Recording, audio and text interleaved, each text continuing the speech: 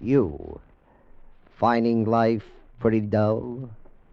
Dreaming again of exotic places?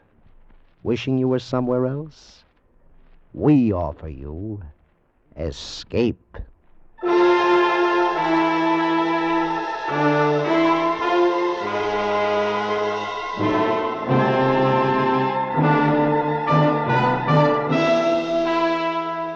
Escape, designed to free you from the four walls of today for a half hour of high adventure. Escape with us now to the year 100,080 and a world where beauty and terror live side by side, as H.G. Wells describes it in his immortal story, The Time Machine.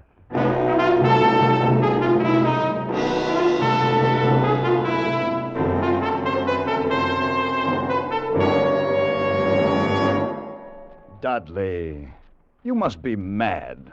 A time machine. Yes, my friend, a time machine. This thing? This very thing. This contraption? This framework made of quartz and bronze and ivory, with its levers and its dials and its seat in the middle.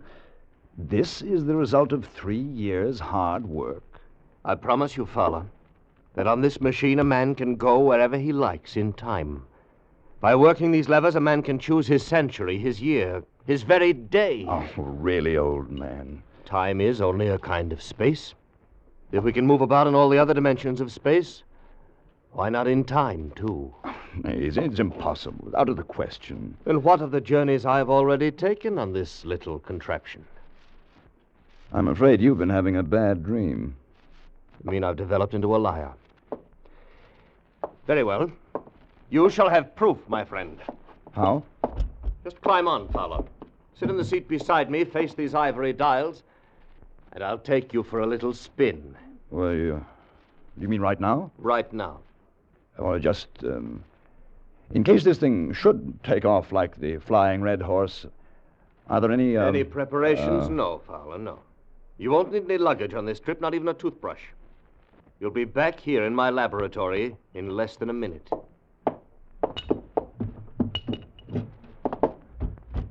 All right. I'm on. Now what? Hold tight. It sways a good deal. I'd hate to lose you. I can't be frightened, Dudley. Then you're braver than I am. Tell me, what time is it? It's just 12 noon. Before we start, I want to adjust this control a bit. Is everything shipshape? Tell me, did you notice anything just then? Only a noise, a humming noise, nothing else. And what time is it? You just asked me, old man. It's 12. Well, that's odd. What? My watch says 11 o'clock. I could have sworn it was noon a moment ago. There must be something wrong with it. It's only that I touched the lever to test it, and we've gone forward a full day. 23 hours, at any rate. Yes, but Dudley... Finished scoffing, Fowler? Yes. Yes, I believe I have. Then hold tight. This'll be the real article. I'm ready, Dudley. Good man. Well, say goodbye, Fowler. Say goodbye to 1950.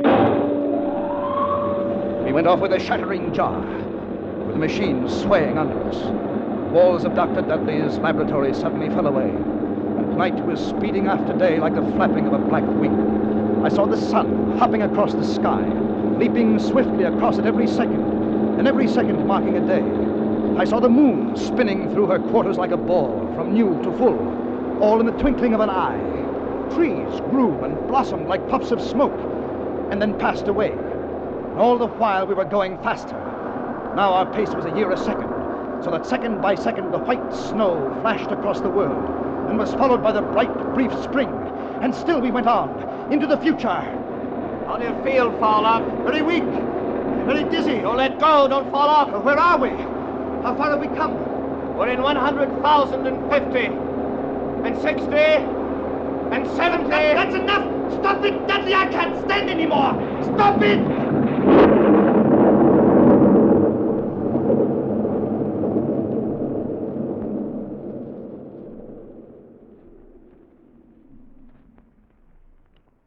Fowler, you all right? Yes, I believe so. No broken bones. What happened? Not sure. Must have stopped too suddenly. Where are we, Dudley? Look around for yourself. A wide lawn and a beautiful, vast garden. No, I meant geographically. Just where we were when we started, where my laboratory stood 100,000 years ago. And the year, Dudley? What is the year now? 100,080.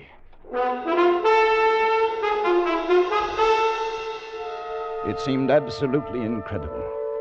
A dream, but a pleasant one, for the garden in which we found ourselves was beautiful and summery, with an unexpected perfume about it, almost like platine.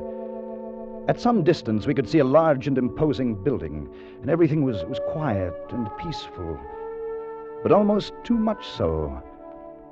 And the sense of strangeness, of incredible strangeness, sent a shiver up my spine. 100,080. Fowler, do you want to go back? Yes, I rather think I do. Let's go back. Dudley. From over there, in the bushes. It sounded human. Come on! Yeah.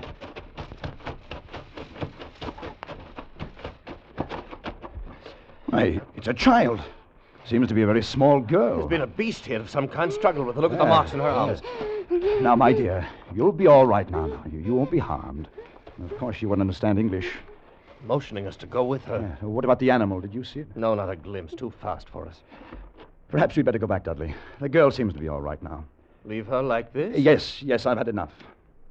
Well, they haven't, old man. Because they're here. All around us. They had crept up on soundless feet to surround us. The little people of this era. And the girl we'd saved was not a child, but a full-grown woman. For they all stood 4 feet high, dressed in simple tunics. Beautiful creatures, but terribly frail, with a plump, soft kind of frailty. They were like eerie figures in a dream, and all we could hear was the rustling of their clothes as they surged happily around us, their faces wreathed in smiles. Why, they're not savage at all. They're very loving and gentle little people. Yes. There's something terribly wrong with them. How do you mean? Seem to have the minds of 5-year-olds. Well, how do you expect them to be? Far ahead of us, of course. Incredibly ahead of us in knowledge and in science. Look at them. Children. But they seem happy in this huge garden of theirs. Dudley, I've changed my mind. Let's stay. Maybe we shall enjoy spending a few days with our little friends. The little people led us home into their valley. They lived in colossal buildings, sleeping all together in one huge hall, eating in another, playing and frolicking together in the sunshine. And we lived with them for days in utter contentment. One afternoon, Dudley and I walked along the banks of the great river. Little people all wear the same clothes, the same soft, hairless skin, same feminine roundness of limbs. Yes. I wonder if it's because they're vegetarians. They're vegetarians because they have to be. You haven't run across any horses or dogs, cattle of any kind, have you? No, now that you mention it. With good reason. All extinct by now. Just as the dinosaur is with us. Dudley, there's something strange here. Something hidden away and silent here in the year 100,080. Felt the same way. I've taken the precaution of removing the control levers of the time machine, putting a master padlock on the main switches. Oh. Don't much fancy the idea of someone riding away with it into another century and leaving us here for the rest of our lives. Dudley, do you know where we are? Yes, this is where we landed. I thought so. Well, I wasn't sure. Why did you ask? What's happened to the machine? What? But they've taken it away. They've stolen it. This is where it was. It's right here. Look! Follow the tracks. Here where they've dragged it. Over here. Come along. Down this path. Look. Right there. The monument. There's a brass doors in the base. Oh, they're locked. The machine. It must be in there, Yes. inside. We must get it. Break down the door. How? How can we? Here, use the levers. All right, try. It's more. No, it's no good, Dudley. They're solid. We'll never break through. Never. No. Never. We can't You mean break through here. stay here all our Try lives? again. You mean never go home again? It must open the machine. No. Time machine.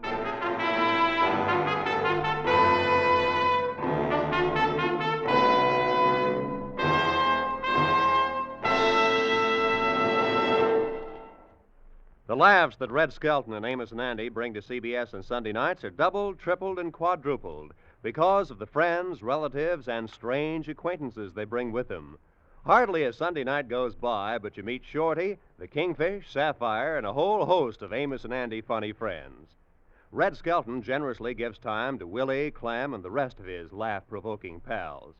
You're invited to meet them all again tonight on most of these same stations when Red Skelton and his gang and Amos and Andy and their friends pack the house with mirth at CBS, the Star's address. And now we return you to Escape.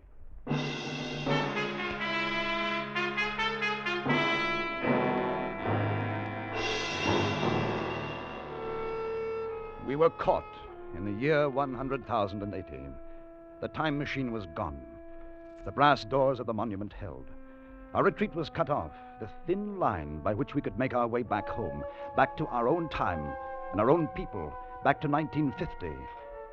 We had no way of communicating with the little people, of asking what they had done with the machine or how to get it back. There was nothing hostile in their attitude. They were more like simple, wandering children. Only one, the young woman Weena, whose life we had saved on our first day, had become really friendly. She went with us wherever we walked and brought us presents of garlands, of flowers, slept near us at night in the hall, and we in turn had taught her a few words of English. Now we redoubled our efforts, like men racing against a clock, so that we might speak to her and discover the secret of our immense loss. We were talking to her one night after the others had gone to sleep. No, not these, Dudley. No. How can you be so sure your people didn't steal the machine? Aren't there any thieves among them? Are they all perfect? No, not so loud, Dudley. You'll wake them. Besides, she doesn't understand. The thief must be sleeping somewhere in this hall. Weena, they take machine. No, Dudley. No. Who then? Who? We are friends. Yes. We must have machine. Yes, Dudley. Yes. Who took machine? Other people, not yours? Other? What about those doors, Weena? Doors open. No. Weena, machine in there must open. No, not open. Oh, all right, my dear. Go to sleep, get some rest. Yes, Dudley. Sleep. What's to become of us, Fowler? Are we caught here in this century? We spend our lives with the little people and their secret. We'll go back to the monument tomorrow. We'll find a way of breaking in. Good night, Dudley. Dudley. Yes. Did you just... There it was again. What? Something. On my face. Huh? Cold. Filthy to the touch. On my face and in my hair. As cold as death. Dudley! You're right. There's something in here with us. Smells of the grave. What was it? I don't know. But look at them. Look at the little people. They're all awake. It's as though they've been stampeded. Let's get out of here. I want some fresh air. We went quickly through the hall and outside, away from the frantic rustling of the little people. The moon was full, just overhead, and it was close to dawning. There was a faint sound speeding close behind us, and we turned, our nerves ragged, our muscles tensed. But it was only Weena, coming swiftly to join us. Dudley, afraid. And then there is Dark. something. What do you mean, Weena? Dark? What? Dark thing. Dark place. Night. Why should they be afraid of the night, Dudley? It's not the night alone. Dark place, that's our cube. Perhaps it's something underground.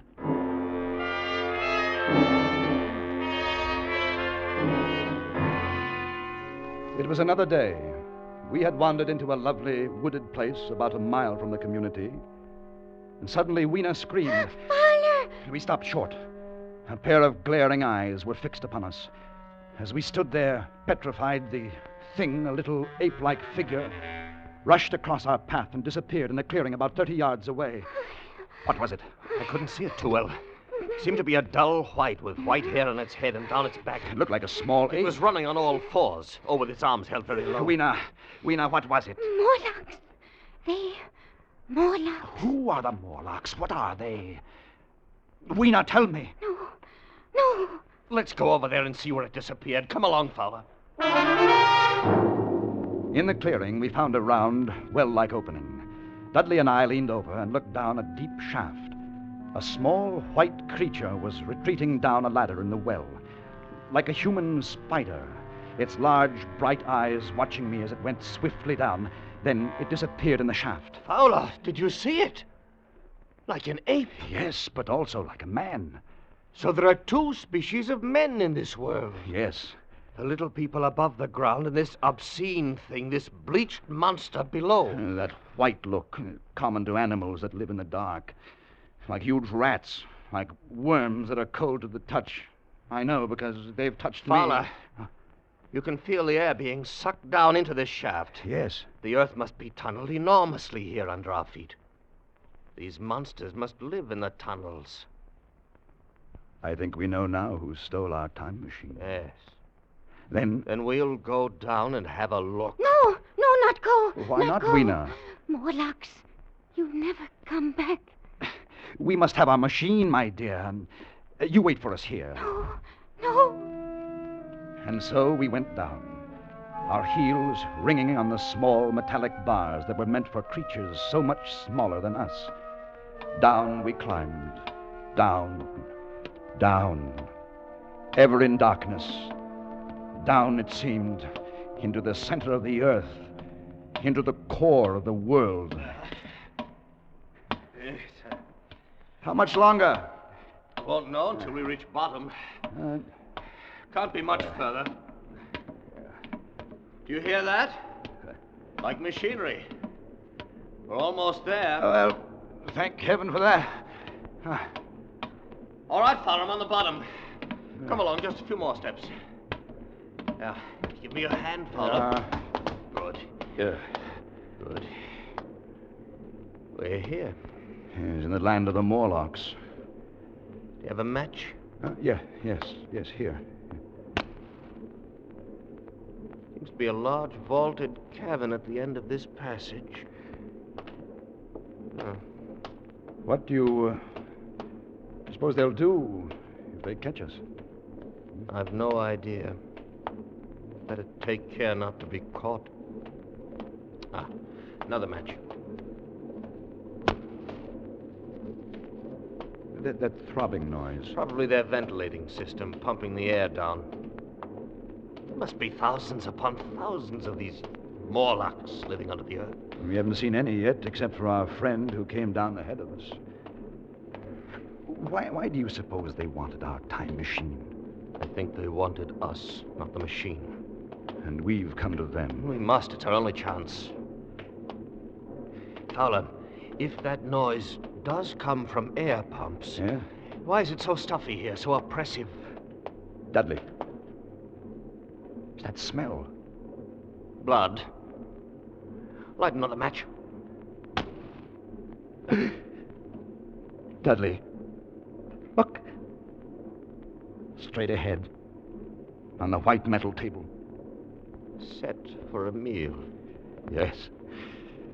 With a small haunch. Meat. We know that the cattle are extinct. Then, what do they feed on, these Morlocks? Don't you know? Yes, I know. Oh. Another match? Yes, here. Oh, Dudley, I have no more. I've used our last match. Oh. All right, we'll have to go back then. We know the secret now, anyway. These Morlocks living here, underground, are the masters of this age. And our friends up above, fatted cattle, fed by the Morlocks, clothed, supplied, and housed until the day when they're cut out of the herd and brought underground as food. This is the future you're looking at. This is what we men of the 20th century shall come to. Dudley! What is it? I felt hands. Cold hands. Take one of these levers. Yes, give it. Use it as a weapon. Lash out. Against this wall, Fowler, here beside me. They're moving in. Fight them. Use the lever, man. Use the lever. Dudley, they're all around us. This way. Fowler, this way. Back this way. We went back in that evil darkness, fighting every step as we went. By my side. Back to those projecting bars, kicking and clawing ourselves loose from their pallid, grasping hands. And climbing up again, up toward daylight and freedom, away from their stench and the eagerness of their icy hands. And they did not follow, for daylight was their enemy and their great fear. And we lived among the lush gardens of the little people like prisoners, like men without reprieve, like men who are dead, though they still walk the earth. For the time machine was locked away behind great brass doors, and we knew we could never force them open. Then one day, Weena told us of an old building, an ancient sagging structure that had survived through many ages and was filled with many curious objects. A museum, that's what it must be, a museum, Fowler. Perhaps from some earlier time. I'm in no mood to go looking at a museum. Don't you see? What? Specimens hermetically sealed in museums. Perhaps there are things, weapons, machinery, something we can use. Yes, of course. If we could find some dynamite or gunpowder or something. We could blast those doors, we could get in. Where is this place, Weena? This old building that no one ever goes near? I take you. It's not far. A chance, old man. A slim one, but a chance nonetheless.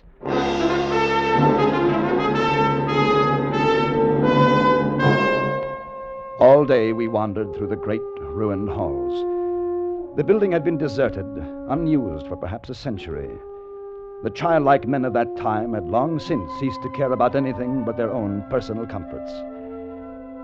It was late afternoon and growing dark when we came upon the chemical section. We had found nothing useful to us until then, and now came the worst disappointment of all.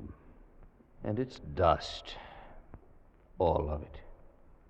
Been dust for centuries. Another dead end. It's hopeless. We were out of our heads to hope that nitrates would retain their form for 100,000 years. We go now? Is nothing here? Oh, wait just a moment. Something in this case. Well, you can break it with your lever. Stand back a little. All right. Box of matches. Hermetically sealed. Now, wait, let me see. Well, they're perfect. But they're not even damp.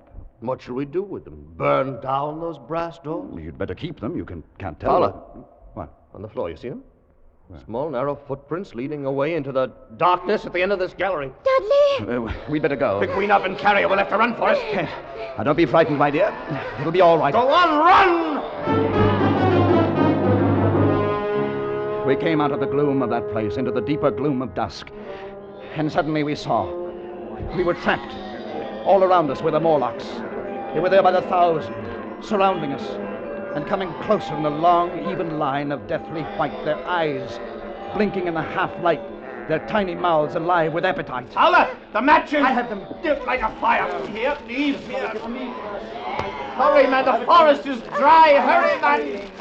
We'll have an inferno here in a minute. Our little friends don't like light or heat. The fire leaped high to the heavens, and the countryside was ablaze. The Morlocks turned in fear, blinded by the glare. Some of them blundered into the middle of the raging flames, and the rest faded away like a fog. Dudley had left a narrow passageway for our retreat, and we fled down a long corridor of leaping flames and blistering heat. We fled to safety toward the community of the little people.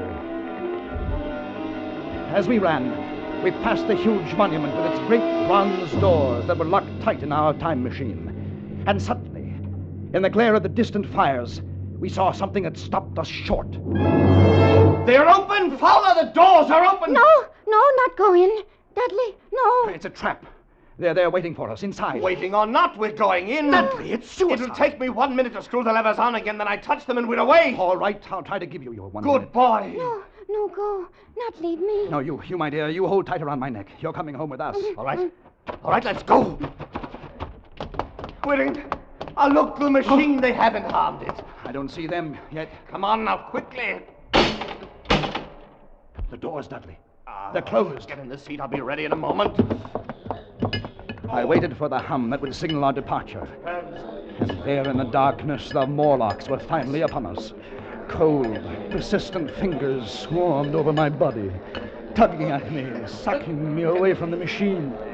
I held tight to Weena as a man holds fast to life, tried to kick them away with my feet.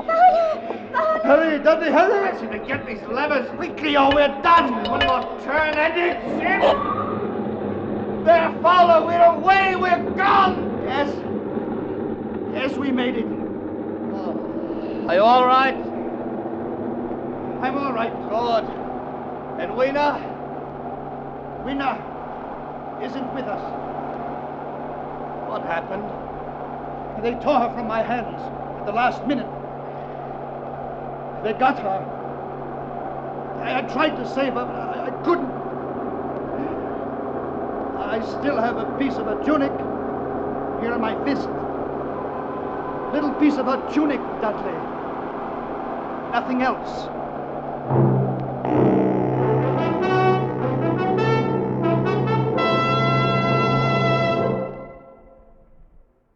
And so we came home again. Back into the very minute from which we had left. Back into 12 noon, October 22nd, 1950. We were in Dudley's laboratory again, motionless, sitting on the ridiculous contraption which he has called a time machine.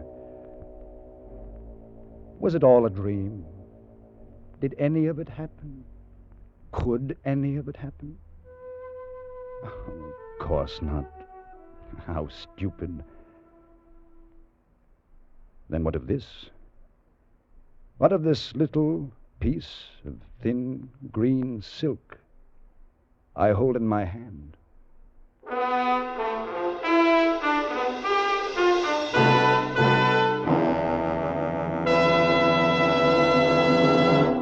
Escape is produced and directed by Norman MacDonald. Today we have brought you The Time Machine by H.G. Wells, adapted for radio by Irving Ravitch, and starring John Daner as Fowler and Larry Dobkin as Dudley, with Georgia Ellis as Weena. The special music for Escape was arranged and played by Ivan Ditmars. Next week, escape with us to a small fishing boat off the California coast and a night of terror and death at the hands of a brilliant madman, as Bud A. Nelson tells it in his exciting story, 7 Hours to Freedom.